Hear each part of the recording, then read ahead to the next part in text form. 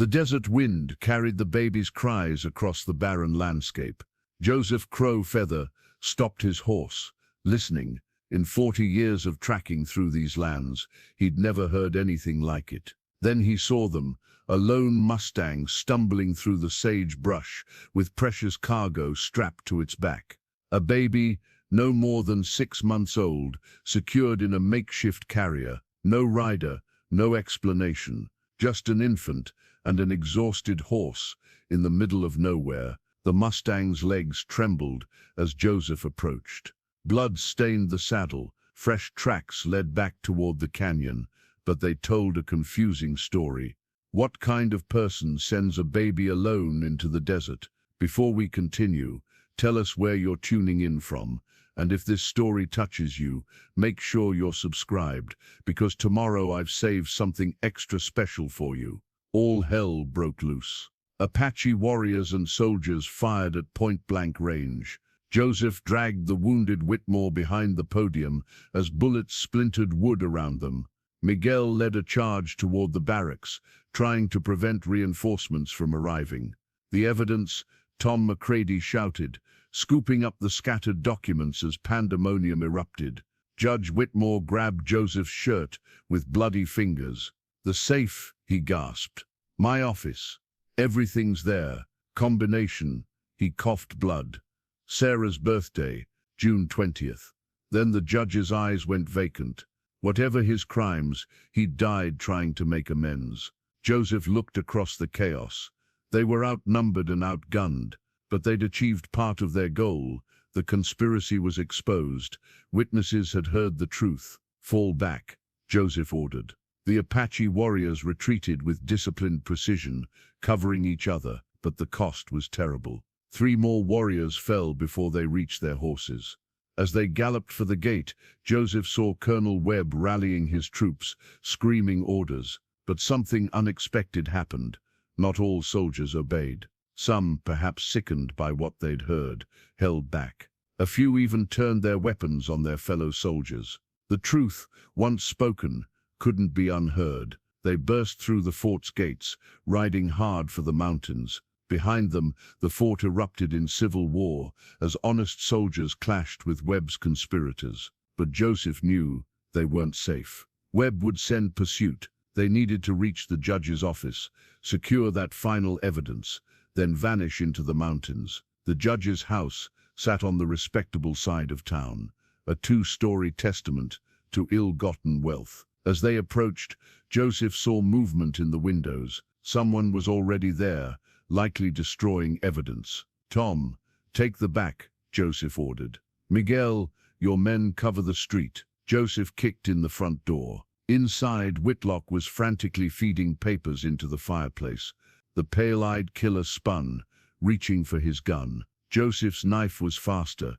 It took Whitlock in the shoulder, spinning him away from his weapon. The killer crashed into the judge's desk, scattering more documents. "You've ruined everything," Whitlock snarled, clutching his wounded shoulder. "Years of planning, years of murder," Joseph corrected, moving to the safe. "Sarah's birthday, June 20th. The tumblers clicked, and the safe swung open. Inside was a treasure trove of evidence. Deeds, contracts, correspondence with Washington officials, bank records showing bribes, and most damning, a detailed plan for the territory's reorganization, with Apache reservations reduced to nothing and Mexican grants invalidated. "Burn it all," Whitlock laughed through his pain. "Won't matter. Others will finish what we started. Progress doesn't stop for savages and their sympathizers." Tom McCready appeared in the doorway. "Company coming. Lot of it." Joseph grabbed everything from the safe, stuffing documents into saddlebags. Through the window, he could see soldiers approaching, at least 30 men. "Back door," Miguel called. They retreated through the house, Whitlock's curses following them. In the alley, their horses waited. But as they mounted, soldiers appeared at both ends of the alley, trapped. "This way," a voice called. Joseph turned to see an unexpected savior, Dr. Harrison, the man who'd treated Sarah and first warned them about the conspiracy. He stood in his back door, gesturing urgently. They dove through as bullets filled the alley. The doctor led them through his house to a hidden cellar, then through a tunnel that connected to the old Spanish mission's foundation. Smuggler's route, the doctor explained, as they hurried through darkness. From when this was Mexican territory, few know it exists. Why help us? Joseph asked. Because I took an oath to do no harm. I've watched these men harm everyone and everything they touch. Enough. The tunnel emerged in the old cemetery behind the mission. Their horses, led by one of Miguel's warriors, waited among the headstones. Go, Dr. Harrison urged. I'll delay them. Claim you took me hostage. Doctor, Joseph began. Go. That baby deserves her inheritance. These murders deserve justice. Make it happen. They rode hard for the mountains as the sun began to set. Behind them, the town erupted in confusion. Some citizens, emboldened by the day's revelations, were confronting the conspirators. Others fled, sensing the coming storm. At Coyote Springs, they regrouped. Only 15 warriors remained of the 20 who'd started this fight. Tom McCready was pale from blood loss, but refused to rest. We need to get this evidence to Tucson, he said. To Marshal Reeves. 3 days' ride, Miguel said. They'll have men watching every trail. Joseph studied the documents they'd retrieved. Among them, he found something that made his heart race. A letter from Sarah Sinclair, written by Eleanor before her death. My darling daughter, if you read this, your father and I are gone, but you are not alone. The land is your birthright, but more than that, it's a trust. Care for it. Protect those who work it. Be just where we fail to be strong enough. Your father's friend, Joseph Crow Feather, will guard you. Trust him. He bridges 2 worlds, as you must learn to do. All our love travels with you through time. Your mother, Joseph's eyes stung. Eleanor Sinclair had known him, trusted him, even before they'd met. Somehow she'd seen this moment coming. Joseph, Miguel said quietly.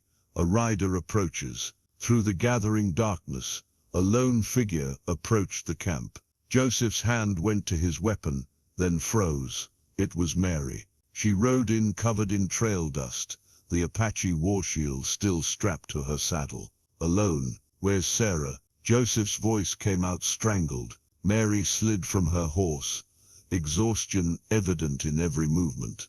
Safe across the border with the grandmothers. But Joseph, her green eyes met his. I couldn't stay away. Not when you were fighting our fight. Your fight, father's fight. Sarah's fight. Mine now. She noticed Tom McCready. Papa. The reunion was tearful but brief. Mary quickly absorbed the situation. The evidence retrieved, the casualties suffered, the need to reach Tucson. There's another way, she said. The grandmother who led us. She mentioned her grandson rides dispatch for Fort Lowell, military courier, but sympathetic to our cause. He could take the evidence directly to federal authorities, bypass the territorial government entirely. Miguel brightened. Black Horse Charlie. I know him. Trustworthy. It's still dangerous, Joseph warned. Everything's dangerous now, Mary replied, but sitting here guarantees failure. They divided the evidence into 3 packets, one for the courier, one for them to carry to Tucson, one hidden in the mountains as insurance. The judge's confession, the mass grave evidence, the Sinclair documents, all copied and dispersed. As they prepared for the final push, a warrior brought news. Fort Buchanan was in chaos. Colonel Webb had declared martial law, but half his command had mutinied. The territorial governor, learning of the conspiracy, had fled to California. Federal troops from Fort Lowell were marching north to restore order. It's working, Tom said wonderingly. The truth is spreading faster than they can contain it. But Joseph knew the danger wasn't over. Desperate men do desperate things. Webb still had loyalists. Whitlock was wounded but alive, and the railroad consortium had unlimited funds to hire killers. We ride at dawn, he decided. 3 groups, 3 routes. Maximum chance someone gets through. Mary moved close to him in the darkness. What about after, when this is over?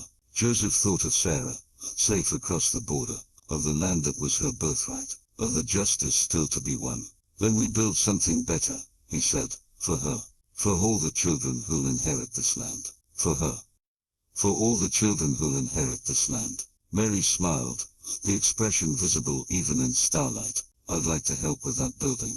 Despite everything, the deaths, the danger, the uncertainty ahead, Joseph found himself smiling back. I'd like that too. Dawn would bring new dangers. The trail to Tucson was long, the enemy desperate, but for the first time since finding a crying baby on a lost horse, Joseph Crow Feather felt something he'd almost forgotten: hope. The evidence would reach honest hands. The truth would be told. And somewhere beyond the border, a baby girl slept peacefully, her future and the territories finally fighting its way free from the shadow of greed and murder. The real work would begin with sunrise. Federal Marshal Sam Reeves stood in the ruins of Fort Buchanan's parade ground, reading Joseph's report for the third time. Around him, federal soldiers rounded up the last of Webb's conspirators. The colonel himself had been found dead in his office. Suicide, they said, though Joseph had his doubts. 43 bodies, Reeves said quietly. And those are just the ones you found. There are more killing fields, Joseph confirmed. The Apache nowhere. When you're ready, we'll show you. Reeves was a tall man, weathered by years of frontier justice. He'd ridden hard from Tucson with 2 companies of federal troops after receiving the evidence. What he'd found exceeded his worst expectations. Whitlock escaped during the chaos, but he's wounded, marked. He won't get far. The marshal nodded slowly. The railroad executives are claiming ignorance, of course. Say it was all Webb and Whitmore, that they had no knowledge of the murders. The documents say otherwise. Indeed they do. Grand juries convening next week. With your testimony, Macready's, the evidence from the judge's safe, we'll get convictions. Reeves paused. You know there'll be a target on your back forever. These men have long reaches, deep pockets. Joseph shrugged. I've lived with targets before, and the Sinclair child, safe. When the trials are done, when her inheritance is secure, she'll return. Reeves studied him. You could claim a finder's fee, guardianship compensation. You've earned it. Blood money? No. What I've earned is simpler, the right to see her grow up free. The marshal extended his hand. The territory owes you a debt, Mr. Crow Feather, you and your people. Joseph shook the hand but said, we'll settle for being left in peace on our own lands. Later, at the mission where they'd established temporary headquarters, Joseph found Mary tending her father. Tom Macready would survive, though he'd walk with a limp. The old trader was dictating a letter to his daughter, arranging to rebuild the trading post. Bigger this time, Tom was saying, with a school attached. Apache and Mexican children, learning alongside white ones. Dreamer, Mary said fondly. Dreams are all we have some days, her father replied. Then to Joseph, what news? Joseph shared Reeves' report. Federal control of the territory, at least temporarily. Trials for all conspirators. The illegal mines shut down. The stolen lands being returned to rightful owners. And Sarah, Mary asked. Marshal Reeves will personally ensure her inheritance is protected, a federal trustee, until she comes of age, with oversight from Washington. Not you, Joseph smiled. I'm named as advisory guardian, someone to teach her both worlds when she's ready. Miguel entered, still in war paint, despite the fighting being over. Old habits died hard. My warriors found 3 more grave sites, he reported. Reeves' men are documenting them. The death count rises. Any word on Whitlock? Tom asked. Trail goes cold at the border, but he left blood all the way. That knife wound went deep. Joseph touched the blade at his belt, remembering that moment in the judge's house. Whitlock might escape human justice, but the desert had its own ways of settling accounts. There's something else, Miguel said. A telegram came for you, Joseph, from Mexico. Joseph's heart jumped as he read, package delivered safely. Grandmothers send blessings. White oak seedling planted for future growth. Await your word. Miss Mary read over his shoulder, smiling at the code. Sarah was safe. The white oak seedling, a reference to the Sinclair letter about planting a tree for Sarah's birth, meant they were already thinking of her future return. When? Mary asked softly. After the trials. 6 months, maybe a year, when it's safe. And until then, Joseph met her eyes.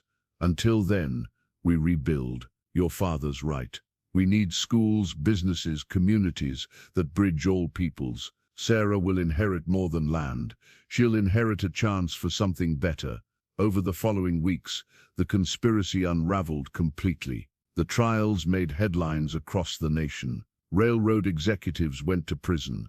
Government officials resigned in disgrace. The stolen lands were returned to their rightful owners, including the Apache territories that had been illegally seized. Joseph testified for 3 days, presenting evidence with calm precision. When defense lawyers tried to paint him as a savage unfit to give testimony, he responded in perfect English, citing legal precedents and constitutional law he'd learned from books at the trading post. Tom McCready's testimony was equally damaging, his record-keeping providing a timeline of disappearances and land grabs. But it was the mass graves that truly shocked the jury. Photographs of the bodies, the meticulous murder ledgers, the callous calculations of human life, it was too much to dismiss or explain away. Mary had her own moment in court, describing the attack on the trading post, the flight through the desert, the baby whose only crime was her inheritance. When she spoke of Sarah, never revealing her exact location, jury members wept openly. The verdicts came down like hammer blows. Guilty, guilty, guilty. Men who'd thought themselves above the law found themselves facing the gallows or life in prison. But justice, Joseph learned, was never complete.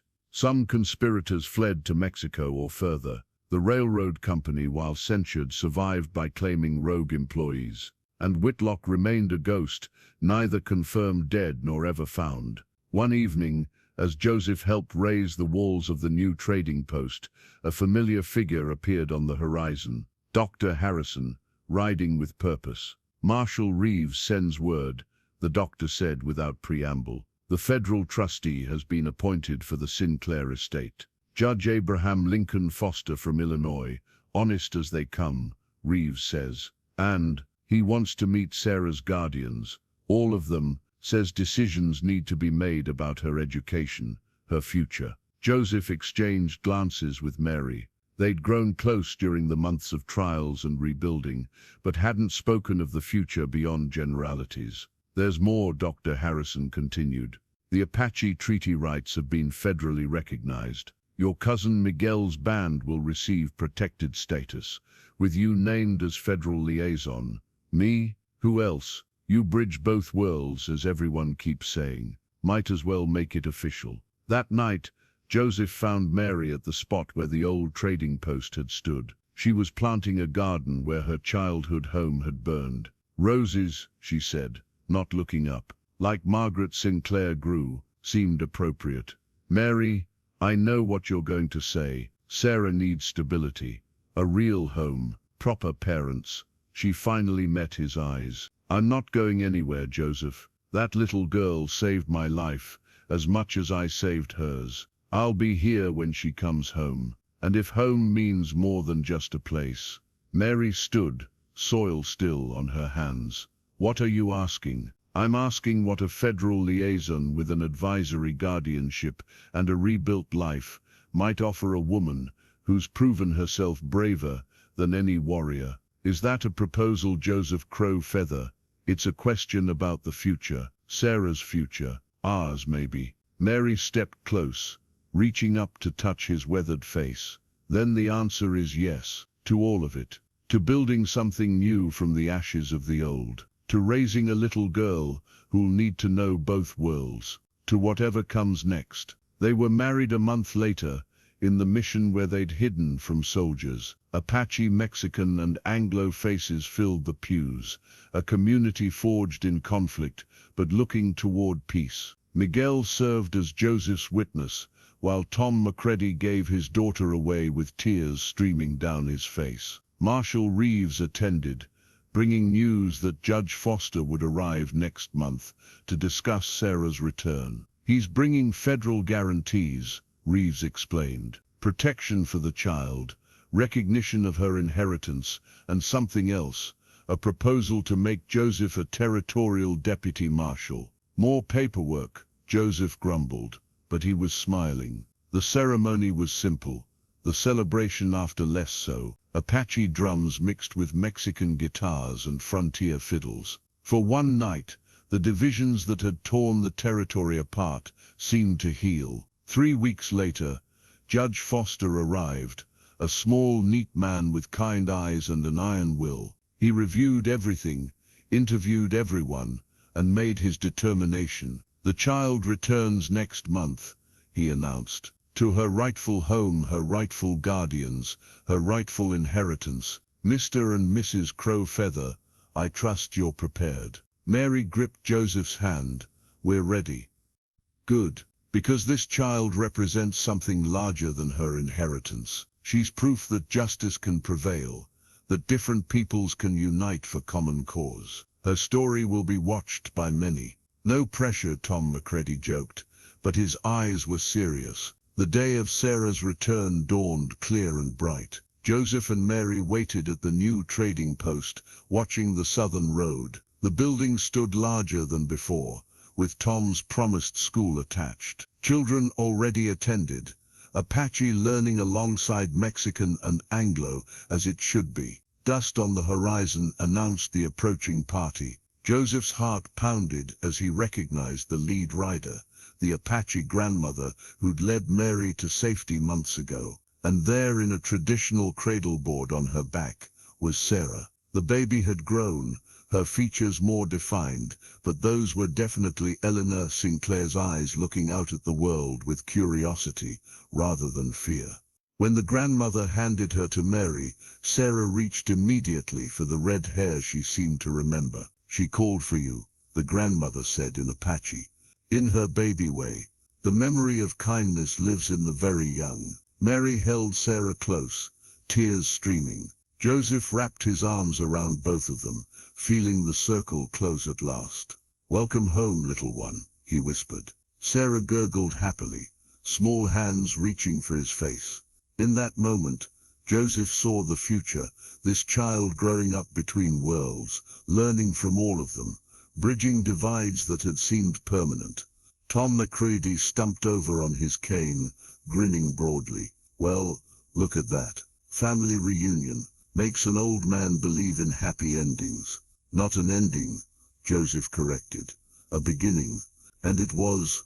Over the years that followed, Sarah Sinclair grew up as Sarah Crowfeather, adopted daughter of the man who'd saved her and the woman who'd risked everything to protect her.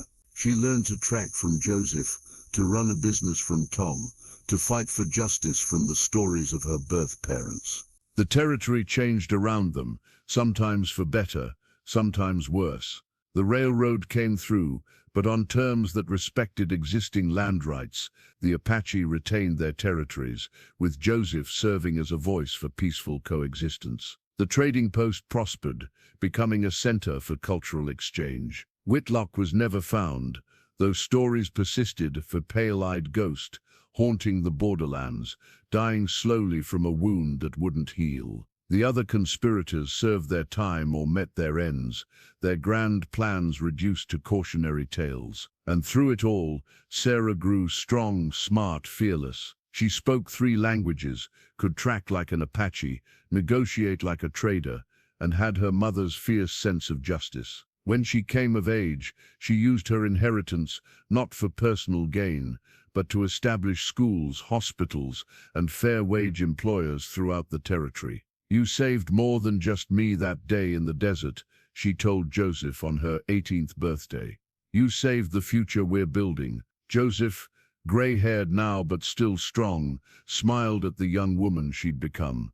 No, little one, you saved us, gave us something to fight for beyond revenge or survival, gave us hope. Mary, standing beside them at the trading post that had become the heart of a thriving community, added, and that hope spread. Look around, Apache children playing with railroad workers' kids, Mexican vaqueros teaching Anglo farmers about the land. This is what your parents dreamed of. Sarah looked out at the bustling community, at the covered ridge where a monument now stood to the conspiracy's victims, at the mountains where Miguel's people lived free and protected. Then we honor them by continuing the dream, she said simply. And they did. The trading post grew into a town, the town into a force for justice and reconciliation. Sarah eventually married a young doctor who shared her vision and raised children who carried forward the legacy of that desperate flight through the desert. Joseph lived to see his adoptive grandchildren playing in the same garden where Mary had planted roses from the ashes. He taught them the old ways and the new, preparing them for a world that would need bridge builders more than ever. When he finally passed, peacefully in his sleep at the age of 78, the funeral drew thousands. Apache warriors, Mexican ranchers, Anglo settlers, former soldiers, territorial officials, all came to honor the man who'd saved a baby and changed a territory. Mary spoke at the service, her hair white now, but her spirit undiminished. Joseph Crow Feather walked between worlds, she said. But more than that, he built bridges for the rest of us to cross. Every child in our schools, every family on restored land, every moment of peace between old enemies, that's his monument. Sarah, now a territorial judge herself, added, he taught us that justice isn't about choosing sides, it's about choosing right. And that courage isn't the absence of fear, it's doing what must be done despite that fear. They buried him in the Mission Cemetery, next to a stone marking James and Eleanor Sinclair, the parents Sarah had never known, but whose sacrifice had started it all. The headstone was simple, bearing only his name and the words, "He bridged worlds." But his true monument was the living community around them, proof that from tragedy can come triumph, from division can come unity, and from one crying baby on a lost horse can come the salvation of an entire territory.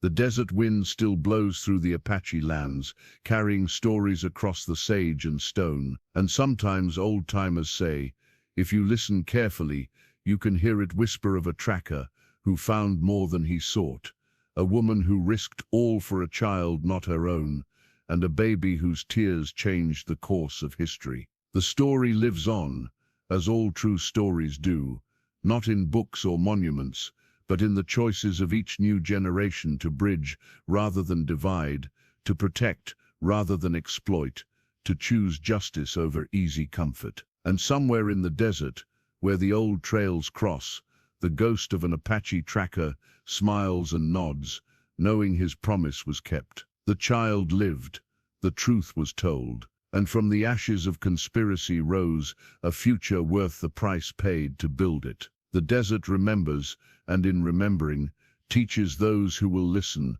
that one person's courage can indeed change the world, especially when that person stops to help a crying baby on a lost horse in the middle of nowhere and chooses to do what's right regardless of the cost. That choice echoes still in every act of kindness between strangers, every stand against injustice, every bridge built between divided peoples. Joseph Crow Feather's legacy lives not in the past, but in the eternal now of moral choice, reminding us that we all have the power to stop, to listen, to help, and in doing so to change everything. The end.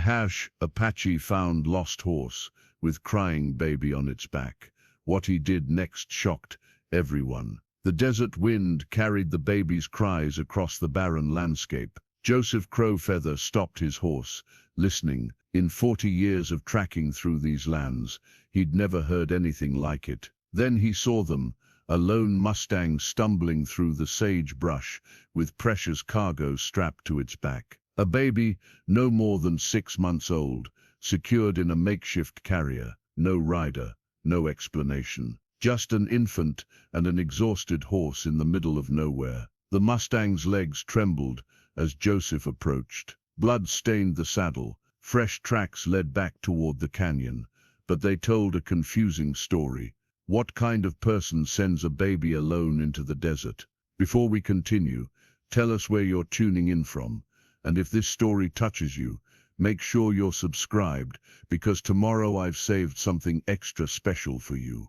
Joseph dismounted slowly, speaking soft Apache words to calm the frightened mustang. The horse's eyes rolled white with exhaustion, foam flecking its mouth.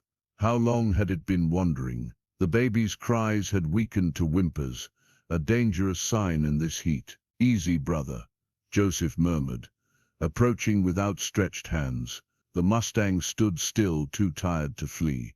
Up close, Joseph could see the makeshift carrier better, a wooden crate reinforced with leather straps, tied to the saddle with expert knots. Someone who knew horses had done this.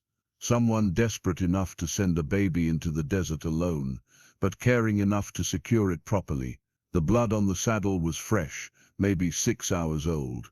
Joseph's trained eye caught other details. Expensive leather silver conchos, a brand he didn't recognize, a circle with a star inside. This wasn't some common ranch horse.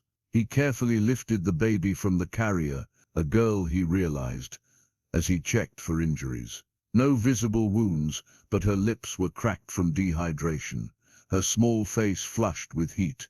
Around her neck hung a silver locket on a delicate chain. Joseph didn't open it, not yet. First priority was water. Using his own canteen, he dripped water onto the baby's lips. She responded eagerly, tiny hands grasping at nothing. While she drank, Joseph examined the horse's saddlebags. His fingers found something unexpected. Papers folded and tucked deep inside, but the light was fading, and the baby needed proper care. The tracks told a story that made no sense. 3 riders had come from the north, moving fast. Here, where he found the horse, they'd stopped. Boot prints showed men dismounting, milling around, then nothing. The riders' tracks continued south, without the horse. They'd deliberately left it behind with its precious cargo. Joseph looked at the baby, now quiet in his arms. Someone had wanted her to survive, but why not take her themselves? What would make men abandon a child in the desert, yet take such care to give her a chance? The mustang nickered softly, drawing his attention. The poor animal could barely stand. Joseph made his decision.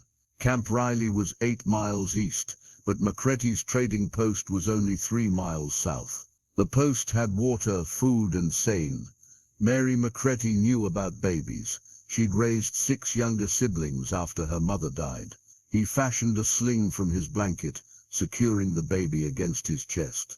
The mustang would have to be led slowly. As the last light faded from the sky, Joseph set out for the trading post, unaware that he now carried the most wanted child in the territory. Behind them, the desert swallowed their tracks. But Joseph knew that wouldn't matter.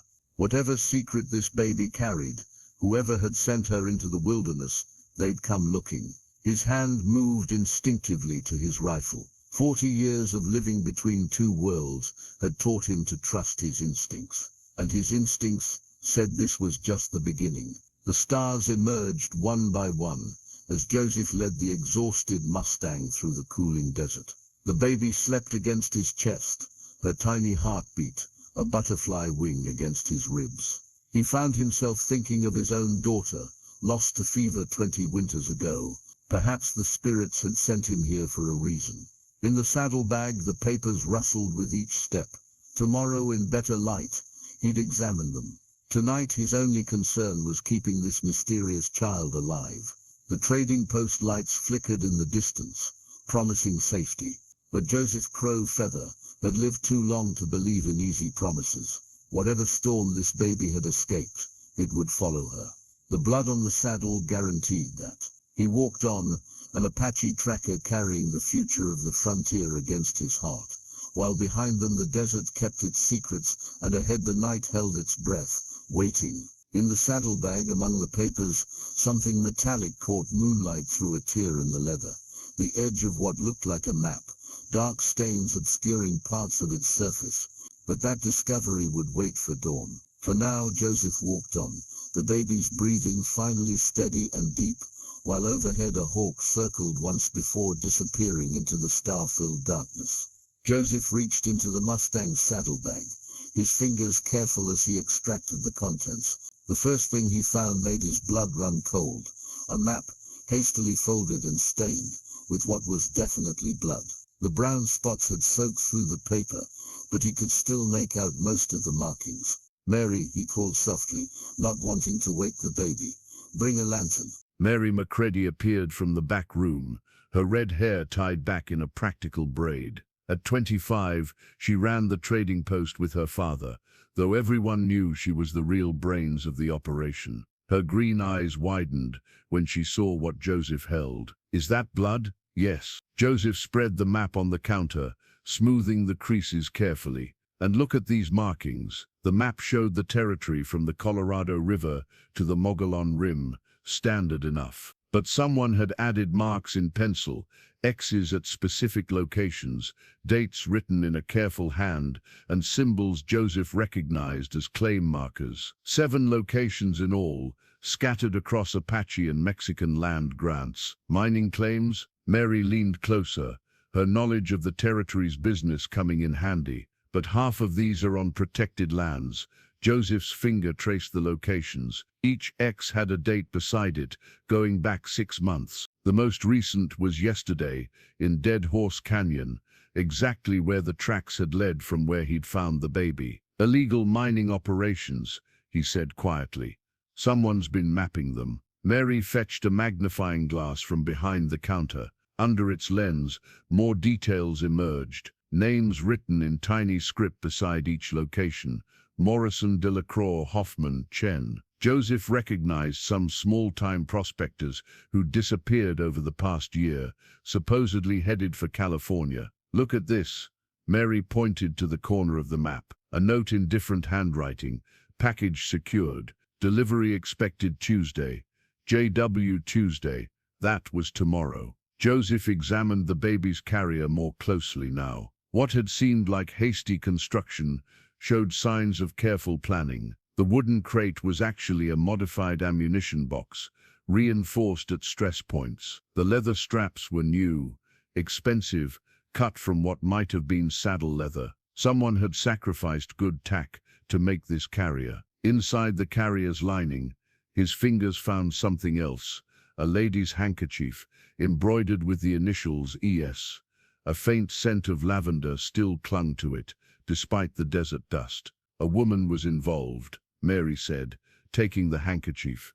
"No man would think to leave this for comfort." Joseph returned to the saddlebags. Deeper inside, wrapped in oilcloth, he found more papers. The first was a legal document, water-stained but readable, a deed transfer for the Fortuna mine, dated 3 weeks ago. The seller's name was smudged beyond recognition, but the buyer was clear: Holloway Mining Consortium. "Holloway," Mary whispered. "They've been buying up claims all over the territory. Father says they have connections in Washington." The next paper made Joseph's jaw tighten. It was a government contract, an official seal visible despite the creases. The visible portions mentioned territorial development and resource allocation, but most importantly, it bore the signature of Colonel Marcus Webb, commander of Fort Buchanan. "Military involvement," Joseph said. "This goes deeper than illegal mining." Mary had moved to check on the baby, who was beginning to stir.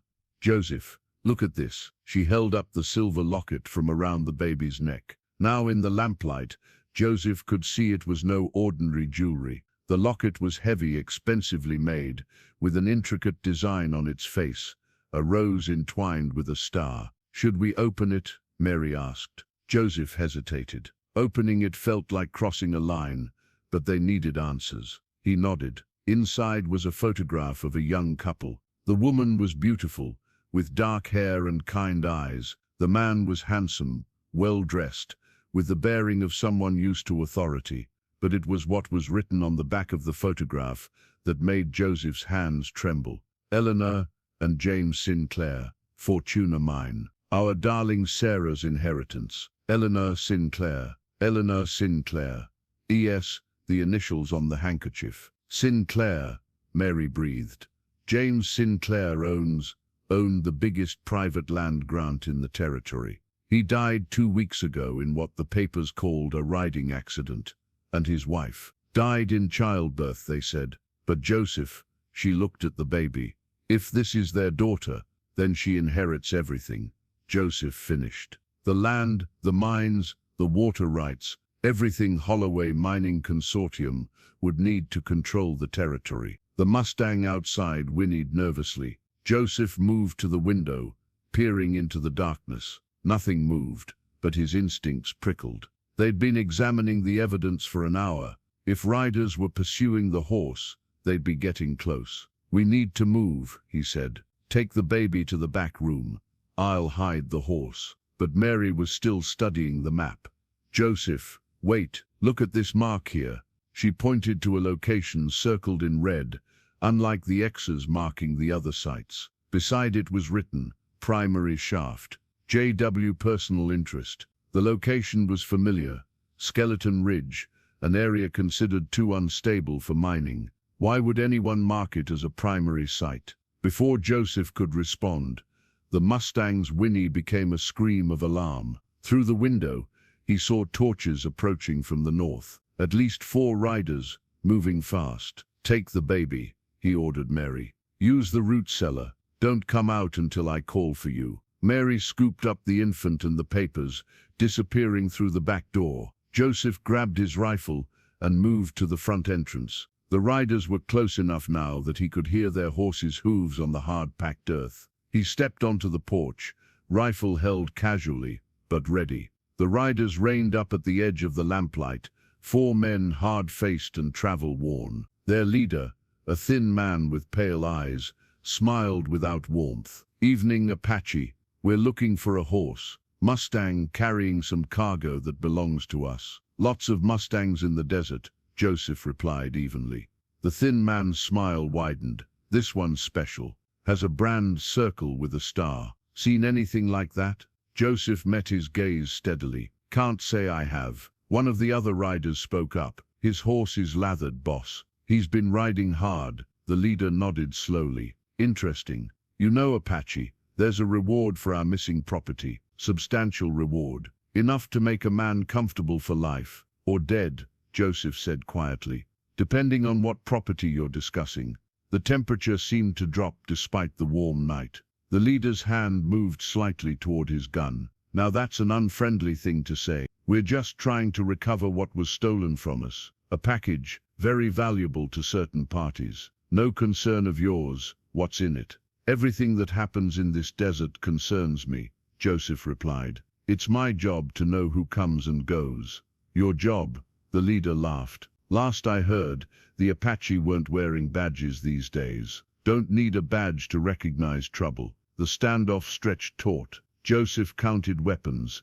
Each man had a rifle and sidearm. The leader had a second pistol in a shoulder holster. Professional guns, not cowboys or miners. Finally, the leader sighed theatrically. "Well, if you haven't seen our horse, we'll be moving on." "But Apache," his pale eyes glittered. "If that changes, if your memory improves, you'll find us at Fort Buchanan. Ask for Mr. Whitlock. There's still that reward, if you're smart enough to take it." They wheeled their horses and rode off, but not south, as Joseph expected. They headed east, toward the fort. Joseph watched until the torchlights disappeared, then quickly moved inside. "Mary," he called softly. She emerged from the cellar, the baby quiet in her arms. "They're gone, for now, but they'll be back. That one, Lock. He knows I'm lying. What do we do?" Joseph looked at the baby, at the evidence spread on the counter, at this young woman who'd already risked her life by helping him. The smart thing would be to turn everything over to the authorities. But the authorities might be exactly who wanted this child dead. "We protect her," he said finally, "until we know who we can trust." Mary nodded. No hesitation. "The old Apache trail through Devil's Backbone. Can we make it with the baby?" "It's dangerous. More dangerous than staying here," Joseph considered. The trail was treacherous, but he knew every turn, and it led to his cousin's camp, where they'd have allies. Pack supplies, he decided. Food, water, ammunition. We leave in an hour. As Mary hurried to gather what they needed, Joseph studied the map one more time. JW. The initials appeared multiple times, always associated with decisions, approvals, orders, someone with power, someone who could coordinate military contracts and mining consortiums. The baby stirred, making soft sounds. Joseph looked down at her. Sarah Sinclair, if the locket spoke true. 6 months old, and already the target of a conspiracy that reached from the desert to Washington. Your parents hid you well, little one, he murmured. Now let's see if an old Apache can do the same. Outside, a coyote howled, the sound carrying across the empty land. To most, it was just another night sound. But Joseph heard what others might miss. The howl was cut short, interrupted. Something had spooked the coyote, something moving through the desert toward them. They had less than an hour. Joseph moved through the darkness like smoke. Every sense alert, the canyon walls rose on either side, creating deep shadows that could hide a dozen men. Behind him, Mary followed on foot, leading her horse with the baby secured in an improvised carrier. They'd abandoned the mustang at the trading post. Its distinctive brand would only mark them as targets. 3 hours into their flight, Joseph raised his hand for a halt. Something was wrong. The normal night sounds of the desert had ceased. No owls, no rustling of small creatures. Even the wind had stilled. Down, he whispered, pulling Mary behind a cluster of boulders. They crouched in the shadows, the baby miraculously quiet. Joseph's eyes swept the canyon ahead. There, a glint of metal where no metal should be. He'd almost led them into an ambush. Voices drifted on the air, careless with confidence. Said they'd come this way. Only trail that makes sense. Whitlock wants them alive, at least the Apache and the brat. What about the woman? Expendable. Mary's hand found Joseph's arm, gripping tight. He counted at least 4 voices, possibly more. The ambushers had chosen their spot well. The canyon narrowed ahead, forcing any travelers into a natural kill zone. But Joseph knew these canyons, like his own heartbeat. His grandmother had shown him paths invisible to outsider eyes.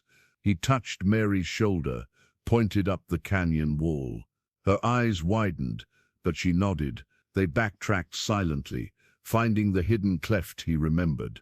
It was barely wide enough for a horse, and they'd have to lead the animal up a series of natural stone steps. One slip would send them tumbling, but it was their only chance.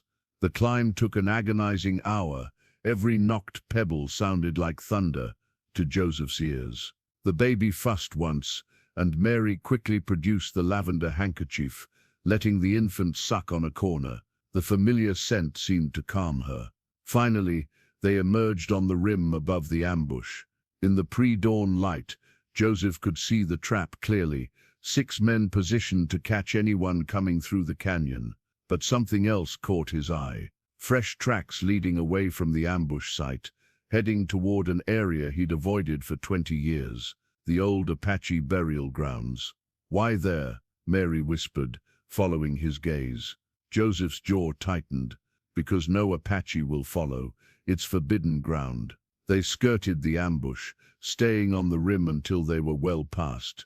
As the sun rose, painting the desert in shades of gold and red, Joseph made a decision that would have horrified his grandfather. We're going to the burial grounds. Mary stared. But you said, whoever's behind this knows our ways. They're counting on taboo to protect them. But some things matter more than tradition. They descended back into a different canyon, this one marked with ancient petroglyphs warning visitors away. Joseph spoke a prayer of apology to his ancestors as they passed the markers.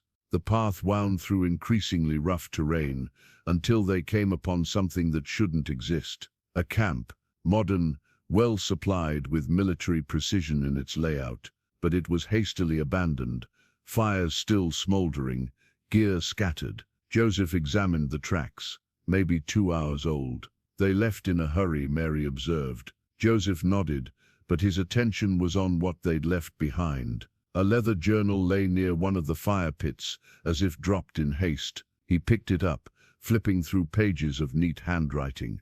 The entries were in code, but some parts were clear. Dates, coordinates, names, and repeated throughout references to the package and Phase 2 implementation. One entry dated 3 days ago was partially decoded. ES becoming suspicious. JS asking questions about contracts. May need to accelerate timeline. JW approves extreme measures if necessary. ES Eleanor Sinclair, Mary said. This was written before they died. Joseph found yesterday's entry. Package secured by ES before termination. Location unknown. Teams dispatched. Must recover before documentation surfaces. They killed them. Mary's voice was hollow. Killed them for their land. The baby began to cry, as if sensing the talk of her parents. Mary comforted her while Joseph continued searching the camp. In a supply tent he found something that made his blood run cold. A military field desk with official papers scattered across it. Orders, signed by Colonel Webb, detaching soldiers for civilian contract work. Transfer papers moving troops to strategic positions around contested land claims. And most damning, a map showing planned railway routes through territory that currently belong to Apache tribes and Mexican grant holders. They're not just stealing mines, Joseph said slowly. They're redrawing the territory, making way for railways development. Probably been planning this for years. A sound made them both freeze, horses approaching fast. Joseph grabbed the most important documents, stuffing them into his shirt. They retreated to a defensive position among the rocks. 4 riders appeared, moving with military precision, despite civilian clothes. Joseph recognized the leader, Sergeant Baker from Fort Buchanan, a man with a reputation for brutality. Search the camp, Baker ordered. They were here. Find what they took. As his men dismounted, Baker's eyes swept the surrounding rocks. Joseph held his breath, rifle ready. Beside him, Mary clutched the baby, the lavender handkerchief pressed to the infant's mouth to muffle any sounds. One of the soldiers called out, "Sergeant, the journal's missing, and the railway documents." Baker cursed viciously. "The Apache has them. Mount up. They can't have gone far with the baby." But as they prepared to ride out, another rider appeared, Whitlock, the pale-eyed man from the trading post. His presence made even Baker straighten. "Report," Whitlock commanded. "They've been here, sir. Took evidence. We're pursuing." Whitlock dismounted, studying the ground with an expert eye. "No, they're still close." His gaze swept upward, and for a heart-stopping moment, Joseph thought they'd been spotted. "The Apache's clever," Whitlock continued, "but he has weaknesses. The woman, the child. He'll protect them above all else." He smiled coldly. "Send word to Fort Buchanan. Tell Colonel Webb to prepare Phase 2, and send riders to every settlement.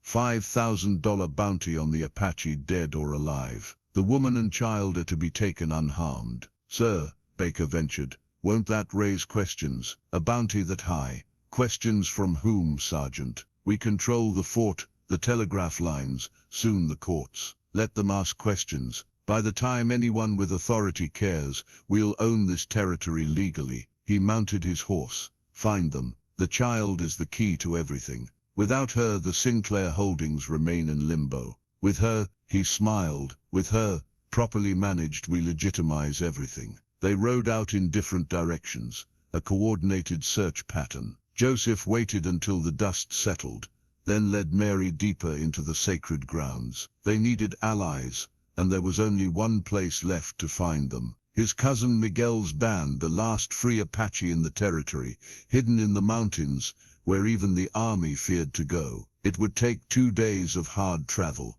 2 days of keeping a baby quiet and hidden. As they moved through the holy ground, Joseph noticed something strange. Fresh marks on some of the rocks, not Apache symbols, but surveyor's marks. Even here, in the most sacred of places, the hunger for land and gold had left its stain. The baby whimpered, and Mary sang softly, an Irish lullaby her mother had taught her. The melody drifted through the ancient canyon, a sound of life among the monuments to the dead. "Joseph," Mary said quietly, "what happens if they catch us?" He looked at her. This brave young woman, who'd risked everything for a child not her own, and told her the truth. They won't, because Joseph Crow Feather had made a promise to the desert wind and the watching stars. This child would live, this truth would be told, and those who spilled innocent blood would learn why the Apache had survived when so many others had fallen. The sun climbed higher, and they climbed with it, up into the mountains where justice waited with patient eyes and ready hands. Behind them, the desert began erasing their tracks, as it had erased so many stories before. But this story would not be buried in sand. This story would be written in blood and courage, and its ending was yet to be determined. The sacred grounds fell away behind them, and ahead rose the Mogollon Rim, where the last free Apache waited and watched, and where a baby named Sarah would either find sanctuary or become the spark that lit a war. Joseph led them higher, toward an uncertain future, but away from certain death, while in his shirt the stolen documents rustled like restless ghosts, demanding justice for crimes not yet fully revealed. The trading post sat in ruins. Joseph surveyed the damage from a ridge overlooking the valley, his face grim. McCrady's had been burned to the ground, smoke still rising from the timbers. Through his field glasses, he could see bodies in the yard. My father. Mary's voice was steady, but her knuckles were white as she gripped the reins. Joseph focused the glasses. I don't see him, but there are soldiers down there waiting. It was a trap, obviously. They'd anticipated Joseph might return for supplies or to check on survivors. Mary turned away, fighting tears she wouldn't let fall. Not yet. He might have escaped, Joseph offered. Your father knows these hills. He would never leave the post. Mary's voice was flat. It was everything to him. The baby fussed in her carrier, picking up on the tension. They'd been traveling for 18 hours straight, and exhaustion was taking its toll. But the burned trading post changed everything. If the conspiracy was willing to destroy an established business, kill civilians, then no one was safe. There Joseph pointed to movement near the ruins. Your father's old mule. See by the well. See by the well. Mary grabbed the glasses. The mule was indeed there, which meant something else. The hidden cache, her tin cache, her father maintained for emergencies. Old habits from his smuggling days. The root cellar extends under the smokehouse, she said. Or what was the smokehouse? Father kept supplies there. Ammunitions, food, medicine. Too dangerous. They're watching. Too dangerous. They're watching. Then we starve in 3 days. The watching. Then we starve in 3 days. The baby needs proper food, not just water and whatever we can forage. The soldiers were lazy, comfortable. They'd positioned themselves to watch the obvious approaches, but had neglected the dry wash that ran behind the property.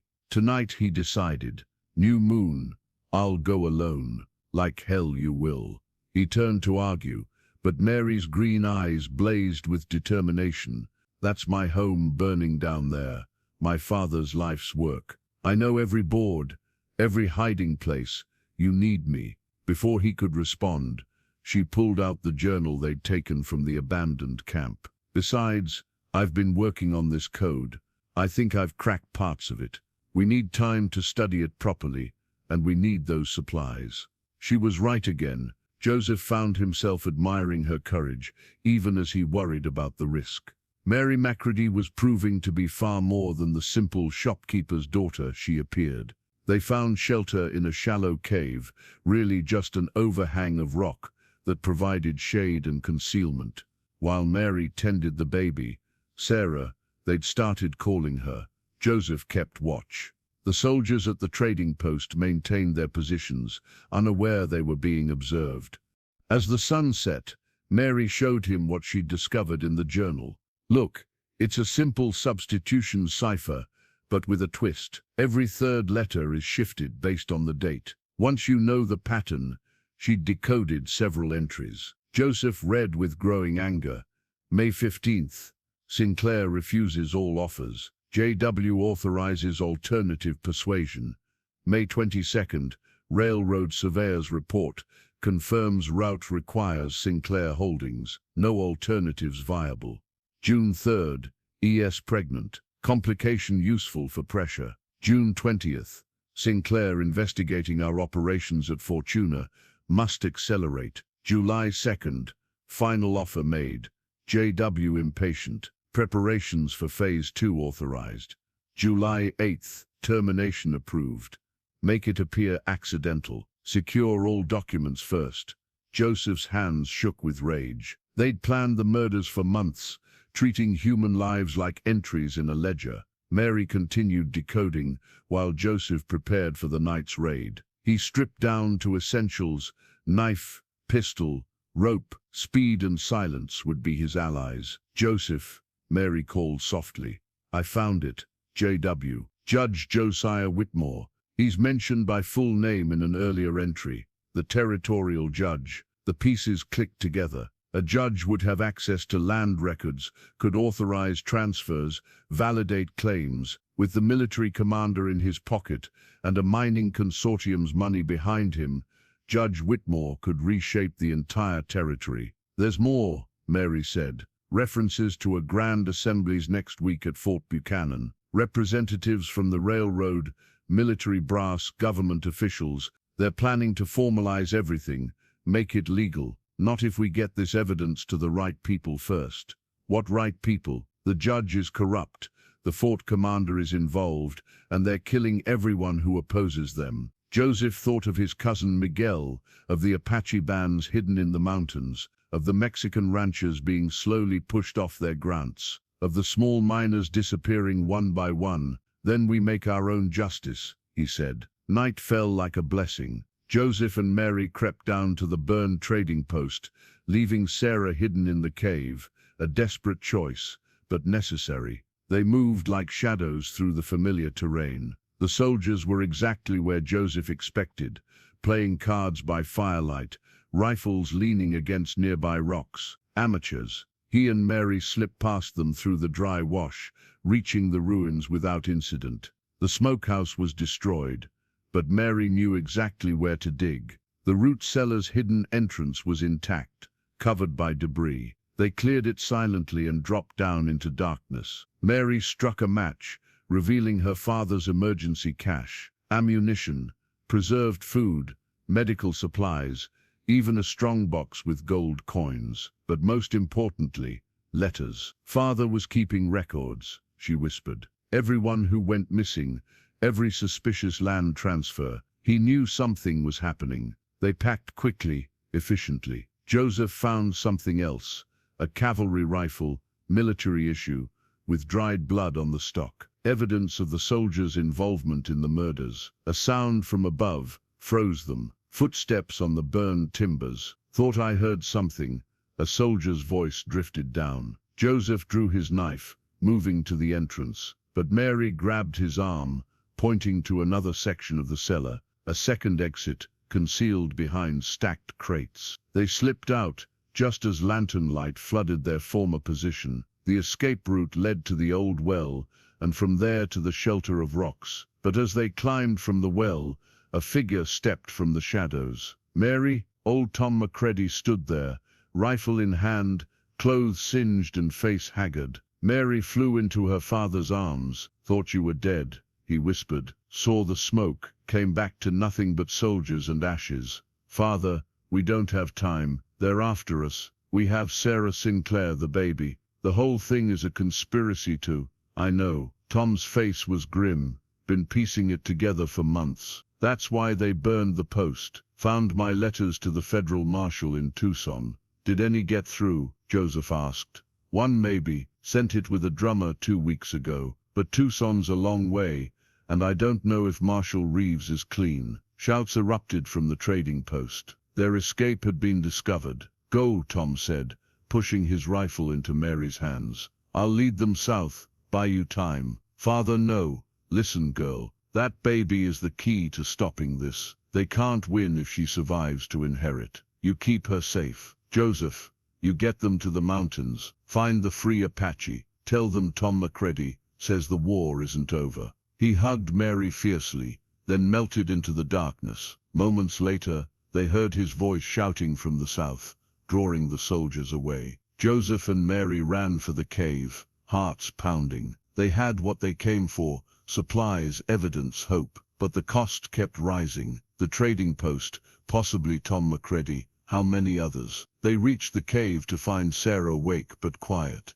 as if she understood the need for silence. Mary quickly prepared a bottle with the preserved milk they'd found while Joseph packed the new supplies. "Your father's a brave man," he said. "He's a fool," Mary replied, but her voice held pride. "A brave, wonderful fool." As they prepared to move deeper into the mountains, Joseph noticed Mary adding something to their packs, a daguerreotype from the cache, showing a younger Tom MacCready with his late wife and children. "For luck," she said simply. They traveled through the night, pushing hard for the high country. Behind them, gunfire echoed through the valleys, Tom MacCready leading soldiers on a deadly chase, buying time with his life. By dawn, they'd reached the lower slopes of the Mogolans. Joseph found an Apache trail marker, subtle signs that would guide them to Miguel's band. But he also found something disturbing, fresh military boot prints, heading the same direction. "They know," he said. "Somehow they know where we're going."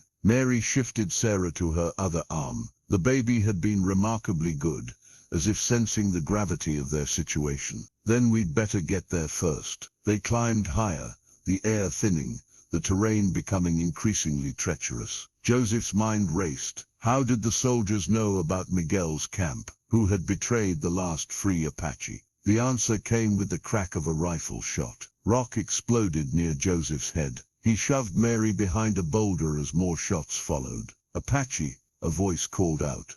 "Joseph Crow Feather, we have your cousin Miguel. Surrender the child and he lives." Joseph's heart sank. They'd captured Miguel, probably tortured him for the camp's location. The last free Apache, in chains. "You have 1 minute," the voice continued. "Then we start sending Miguel back to you in pieces." Mary looked at Joseph. Sarah clutched protectively to her chest. "We can't give her up, and I can't let them kill Miguel." "Think," Mary urged. "They need Sarah alive. That's leverage." But what good was leverage against men who burned trading posts and murdered parents? Joseph studied their position. The shots had come from above, cutting off the trail to Miguel's camp. But there were other paths, older ways known only to the Apache. "When I move, you run," he told Mary. "Take the deer trail behind those pines, follow it up, and east. You'll find a split rock that looks like an eagle. Wait there,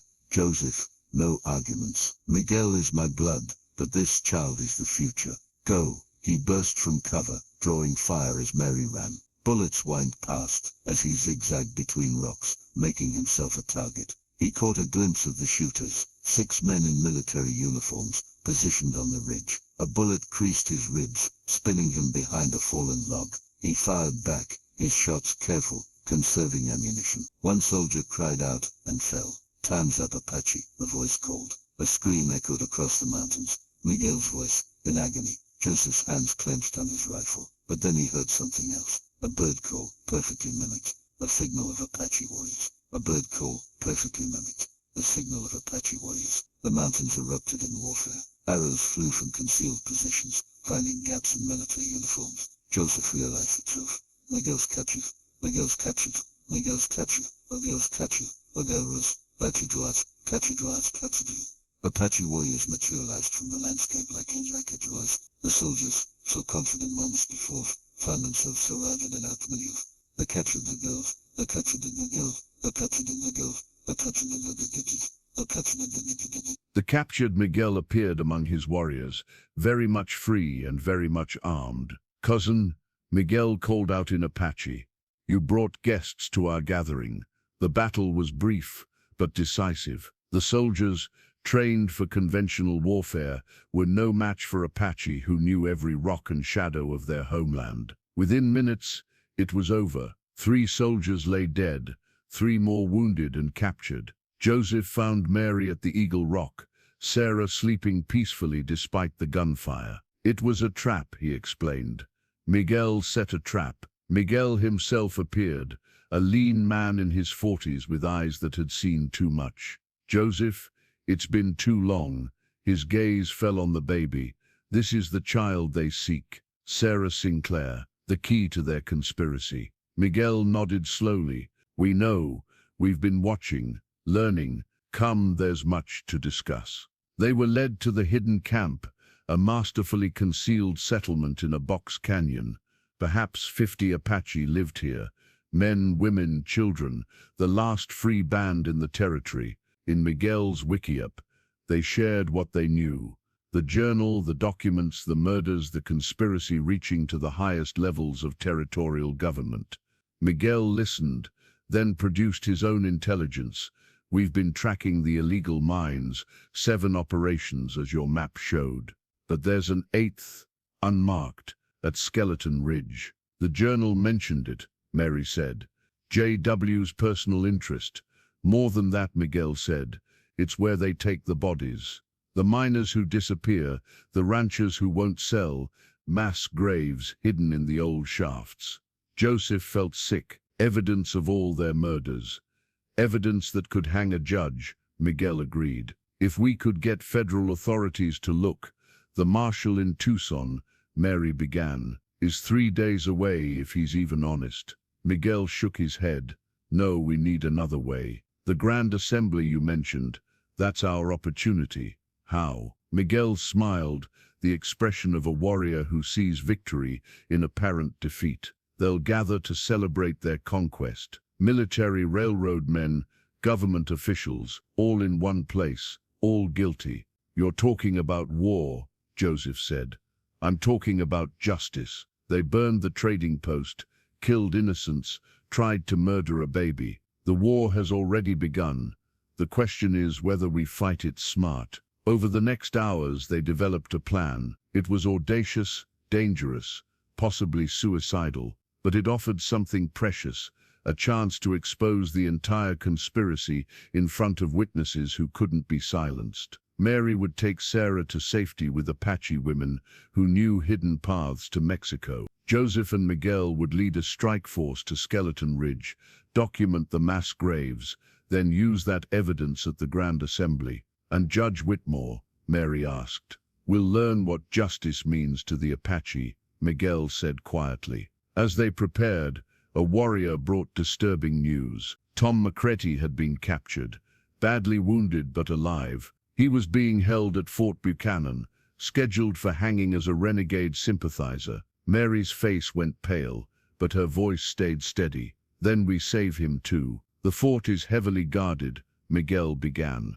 Then we'd better be clever. Mary looked at Sarah, sleeping innocently through discussions of war and death. This little one has lost enough family. She won't lose her adopted grandfather too. Joseph watched Mary with growing admiration. The shopkeeper's daughter had become a warrior in her own right, tempered by loss, but not broken by it. That night, as they finalized plans, Joseph found himself alone with Mary under the stars. Sarah slept between them, wrapped in Apache blankets. Are you afraid? He asked, terrified. But my father used to say fear just means you understand the stakes. She touched Sarah's tiny hand. She deserves a chance to grow up free, to inherit what's rightfully hers without bloodshed. That may not be possible. Then we ensure she at least has the chance to grow up. Mary's eyes met his. Whatever happens, Joseph, promise me she survives this. I promise. A shooting star crossed the sky, and Mary made a wish. Joseph didn't ask what for. Some hopes were too fragile for words. Tomorrow they would split up. Mary would take Sarah on the dangerous journey to safety. Joseph would ride toward what might be his death. But tonight, under ancient stars, they were just two people united by purpose, protecting an innocent child from a world gone mad with greed. The war for the territory's soul was about to begin, and at its heart, a 6-month-old baby slept peacefully, unaware she held the future in her tiny hands. Dawn came too soon. Joseph watched Mary prepare for the journey south, her movements efficient, despite the weight of parting. She'd traded her torn dress for Apache clothing, more practical for the hard travel ahead. Sarah was secured in a traditional cradle board, protected and portable. The women know the old smuggling routes, Miguel assured them, routes the army never found. They'll see you safe to the Mexican settlements. 3 Apache women waited with horses, grandmothers all, but tough as leather and wise in the ways of survival. They'd raised children in exile, knew how to move silent and swift. Joseph pulled Mary aside. From his pack he produced his most precious possession, his grandfather's war shield, the one that had saved his life in the desert pursuit. "This has protected my family for generations," he said, strapping it to her saddle. "Now it protects you." Mary's eyes glistened. "Joseph, I can't. You can. You will." He touched Sarah's sleeping face. "She carries the future. The shield carries the past. Together they bridge both worlds." Mary stood on her toes and kissed his weathered cheek. "Don't you dare die, Joseph Crowfeather. We have unfinished business." Then she was mounted and riding, the Apache women flanking her, disappearing into the southern canyons like morning mist. Joseph watched until even the dust of their passage faded. "She's strong, that one," Miguel observed. "You chose well." "She chose herself," Joseph corrected. "I just recognized it." They turned to their own preparations. 20 warriors had volunteered for the raid on Skeleton Ridge, men who'd lost family to the conspiracy, who understood this might be their last fight. They painted their faces in the old way, prepared weapons, made peace with their gods. The ride to Skeleton Ridge took them through country that belonged to memory more than maps. Places where Apache had lived for centuries, now marked with surveyors' stakes and claim markers. The land itself had become a battlefield. They approached the ridge at dusk, using a ravine for cover, through field glasses.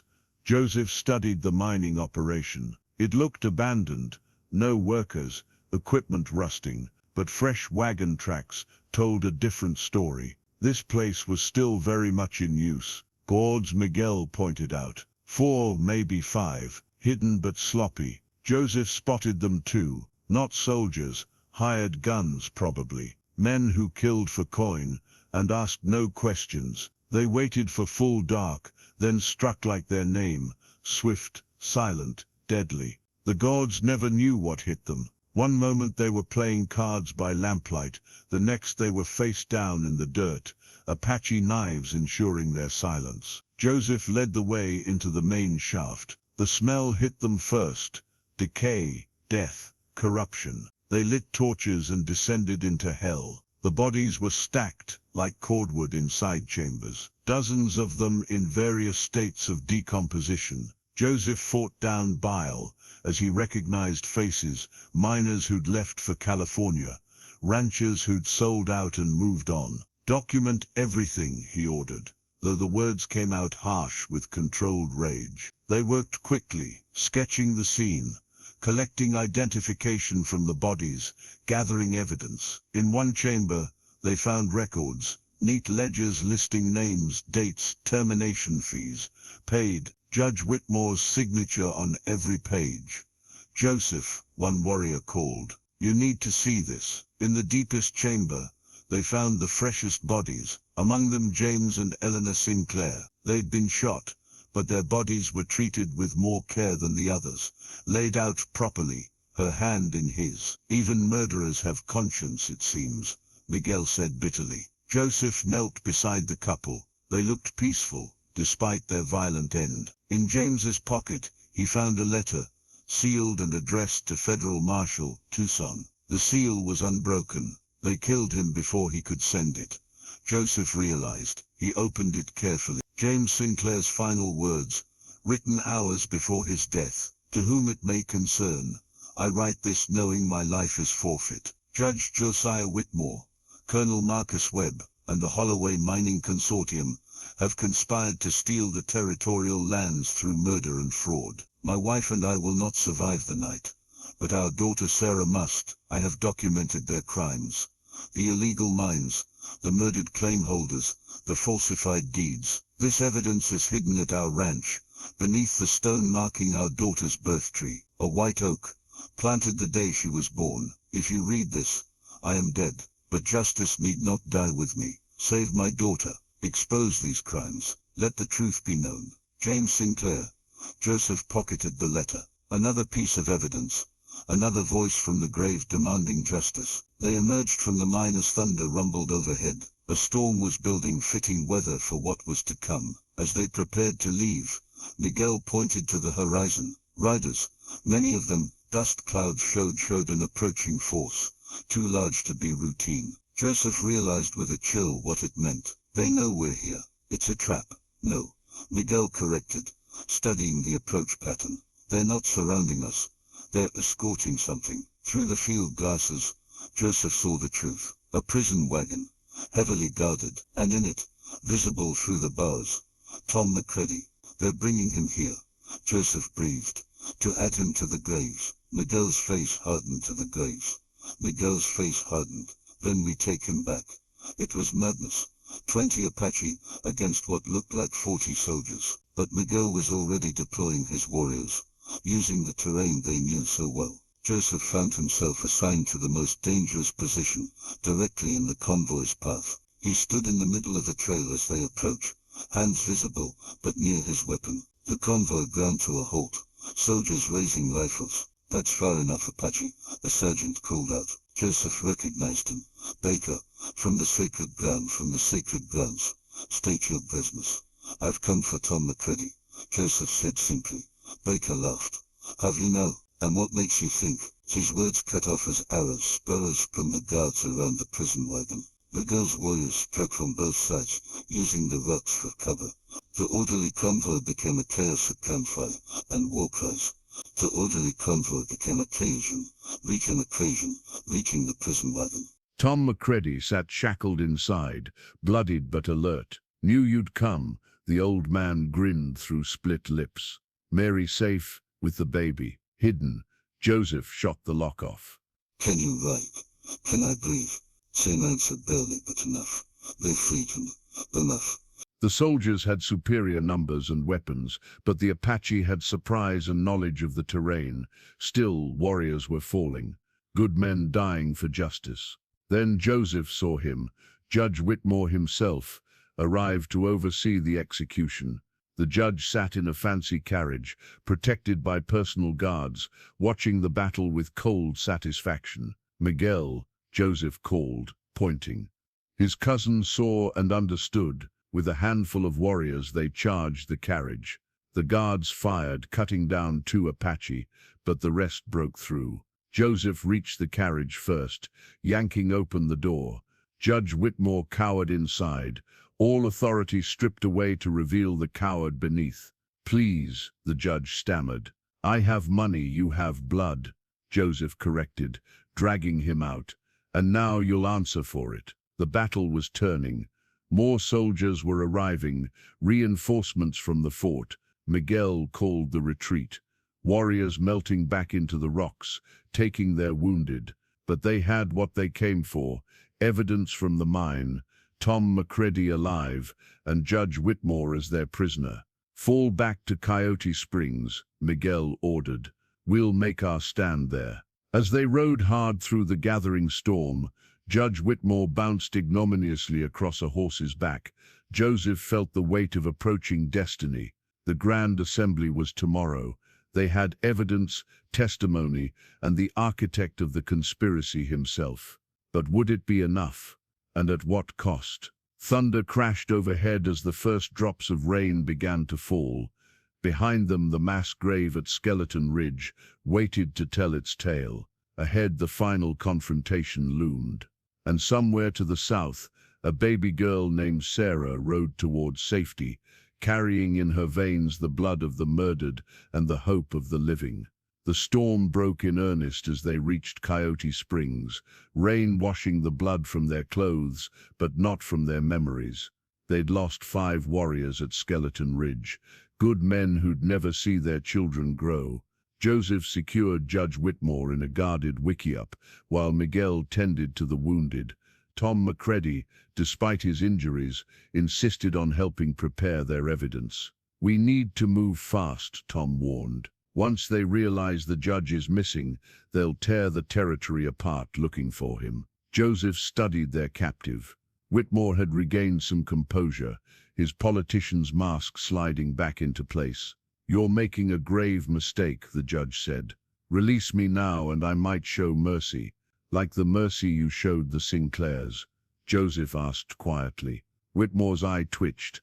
I don't know what you mean. Joseph produced the ledger from Skeleton Ridge, flipping to entries in Whitmore's own hand. Shall I read your termination orders aloud, or would you prefer to confess yourself? The judge's facade cracked. You don't understand. This territory needs development, progress. The railroad will bring prosperity. Built on graves. Tom McCready interrupted. I counted 43 bodies in that mine. 43 people who stood in your way. Necessary sacrifices for the greater good. Miguel entered the wickiup, rain dripping from his hair. The greater good? Who's good? The railroad barons, the mining companies, men who've never set foot in this land but claim to own it. Savages wouldn't understand. Whitmore sneered. Miguel moved so fast, the judge flinched, but the Apache leader merely smiled. This savage understands law well enough. Your law, in fact. The Grand Assembly tomorrow, it's not just a celebration, is it? It's a legal proceeding. Transfer of deeds, validation of claims, all requiring a territorial judge's seal. Whitmore's silence was admission enough. Without you there, Miguel continued, the transfers can't be finalized. The conspiracy falls apart. They'll find another judge, Whitmore said, but uncertainty colored his voice. Not in time, and not one with your particular flexibility regarding murder. Joseph laid out their plan. Tomorrow you'll attend the Grand Assembly as scheduled, but you'll validate different documents. The Sinclairs' will naming their daughter sole heir, the Apache treaty rights, the Mexican land grants. You'll expose the conspiracy publicly. They'll kill me, possibly, but we have you now, and I assure you, Apache justice is certain. Your government's justice? That's your gamble. Whitmore's face had gone gray. The reality of his situation was sinking in.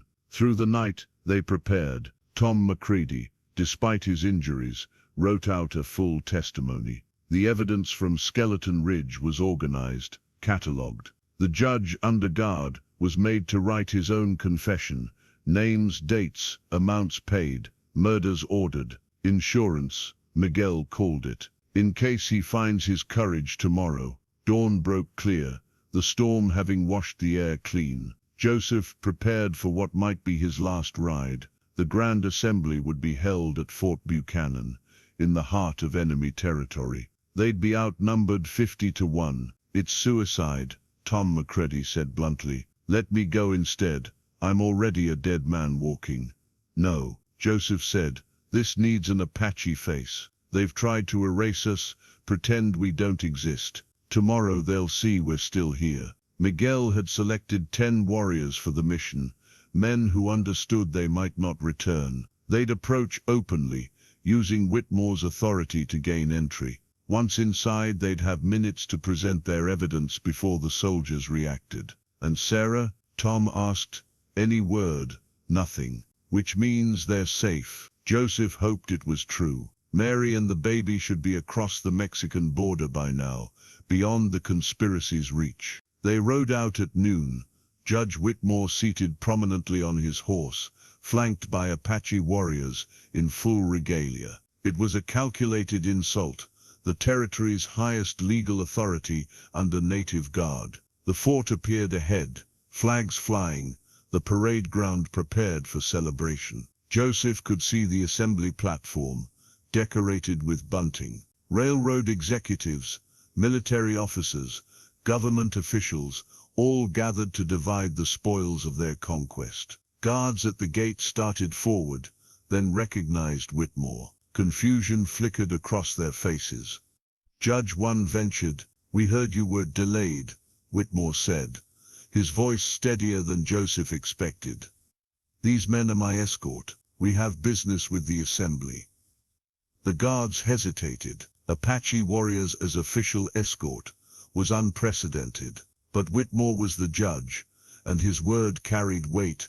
They passed through. The parade ground was packed. A military band played patriotic tunes. Colonel Webb stood on the platform with railroad executives and government officials. The cream of territorial society gathered to celebrate their theft. Joseph's group dismounted at the platform's edge. Conversations died as people noticed the Apache warriors. Colonel Webb's face darkened as he recognized Joseph. "What is the meaning of this?" Webb demanded. Whitmore climbed the platform stairs, Joseph and Miguel flanking him. The judge's hands shook, but he moved forward. "Gentleman," Whitmore began, his voice carrying across the stunned crowd, "I come before you to address a grave injustice." Webb stepped forward.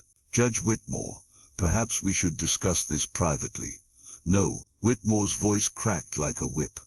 "This must be said publicly. I stand accused of conspiracy, murder, and theft. The accusations are true." The crowd erupted. Soldiers moved toward the platform, but Miguel's warriors formed a protective line, hands on weapons. The threat was clear.